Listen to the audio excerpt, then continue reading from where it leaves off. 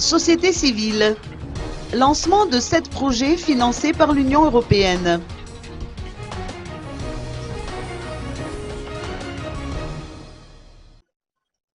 Sept projets portant sur le renforcement de capacités de la société civile, sur la protection sociale, sur les services sociaux de base et sur la gouvernance des ressources en milieu rural viennent d'être lancés officiellement ce matin dans les locaux du centre Anima d'Andjefenambouizanari.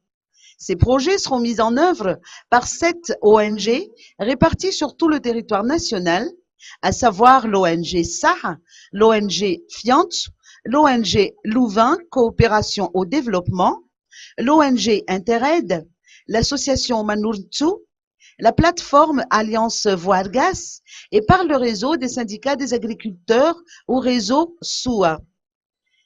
Ces projets ont été financés à hauteur de 9,5 milliards d'arias par l'Union européenne. Plus d'explications avec M. Leonidas Tesapsidis, chef de délégation de l'Union européenne.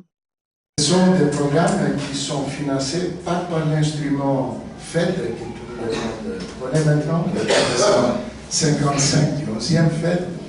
Non, c'est notre instrument financier, c'est un instrument thématique en appui des acteurs non étatiques qui est disponible chaque année, tous les 2 ans. Et nous avons environ 2-3 millions d'euros tous les 2 ans. Ça veut dire à peu près une dizaine de milliards d'années.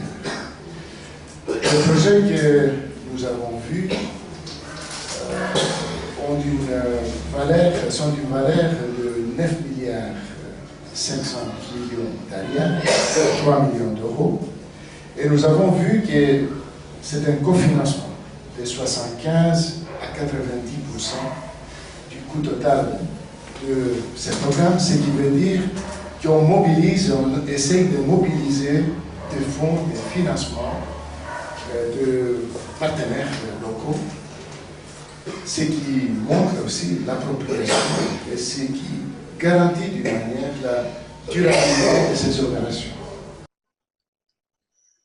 Par ailleurs, d'après Fid Malal Ranjemandimsu, membre fondateur de l'ONG FIANT et non moins représentant des associations contractantes, ces projets arrivent à point nommé, dans la mesure où ils devront permettre à la société civile de jouer son rôle d'acteur du développement et de ne plus se contenter d'un simple rôle d'observateur de la vie publique.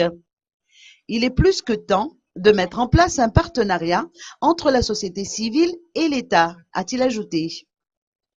La ministre de la Population, de la Protection sociale et de la Promotion de la femme, Éléonore Djouas, pour sa part, a estimé qu'en dépit du peu de moyens matériels et financiers disponibles, la société civile s'est tout de même davantage impliquée en faveur du développement du pays.